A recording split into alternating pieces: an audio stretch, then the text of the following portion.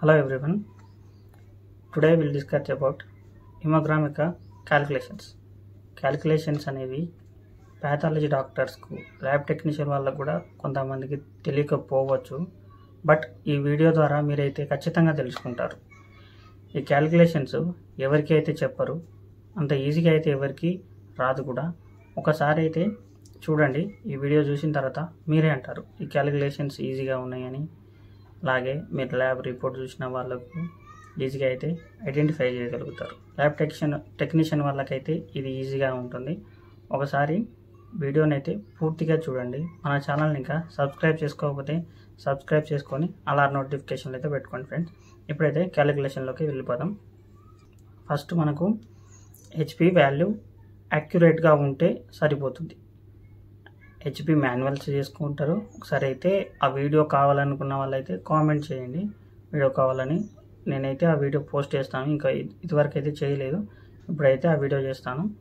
మాన్యువల్గా ఎలా చేయాలనేది ఆ వీడియో కూడా ఒకసారి పోస్ట్ చేస్తాను. ఆ కామెంట్లు అయితే తెలియజేయండి. హెచ్పి వాల్యూ తెలిసి సరిపోతుంది, మిగతా అన్ని క్యాలిక్యులేషన్ ద్వారానే తెలుసుకోవచ్చు. ఇప్పుడైతే క్యాలిక్యులేషన్కి అయితే వెళ్ళిపోదాం. HB divided by 3 equals to RBC అయితే వస్తుంది, రెడ్ బ్లడ్ సెల్స్. ఓకేనా. తర్వాత ఆర్బీసీ ఇంటూ 3 కొట్టామనుకో ఈక్వల్స్ టు హెచ్బి రావాలి. ఓకేనా friends.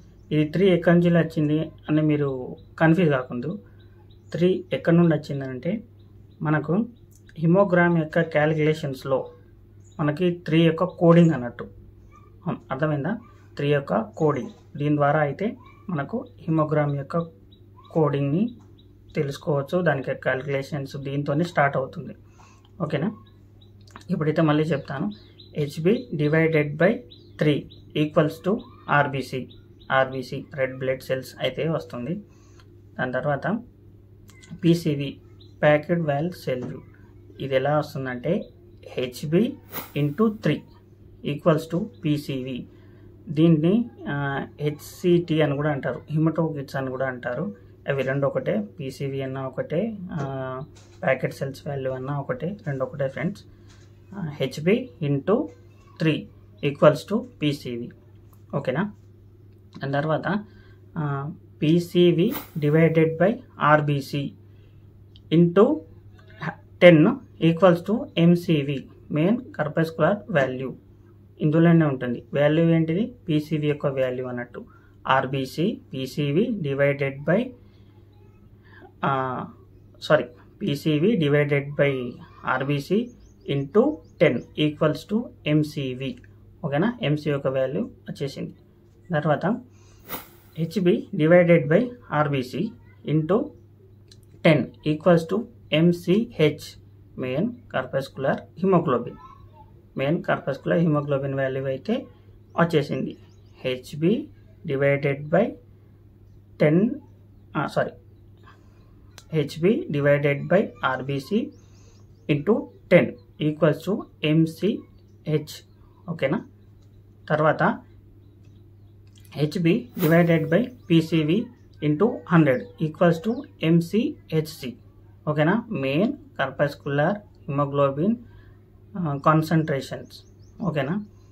HB divided by PCV equals 100 equals to MCHCV. మీకు ఇస్నోఫిల్స్ అని తెలిసే ఉంటుంది కదా, దీని క్యాలిక్యులేషన్స్ కూడా ఉంటాయి. ఇది కూడా చెప్తాను. మన ఛానల్ని ఇంకా సబ్స్క్రైబ్ చేసుకోకపోతే సబ్స్క్రైబ్ చేసుకొని షేర్ అయితే చేయండి. తెలియని వాళ్ళు ఈ వీడియో ద్వారా క్యాలిక్యులేషన్స్ని ఈజీగా అయితే తెలుసుకుంటారు. WBC divided by 100 into eosinophils మనకు వస్తాయి కదా, సిబిపిలో కానీ హిమోగ్రామ్లో కానీ, అందులో అయితే ఉంటుంది. ఒకసారి అయితే మీరు చూడండి, అందులో అయితే ఇస్నోఫిల్స్ కనబడతాయి. ఓకేనా. దీని ద్వారా అబ్సల్యూట్ ఇస్నోఫిల్ కౌంట్ అయితే వస్తుంది. WBC divided by 100 into eosinophils equal to AC, absolute eosinophil count అయితే వస్తుంది.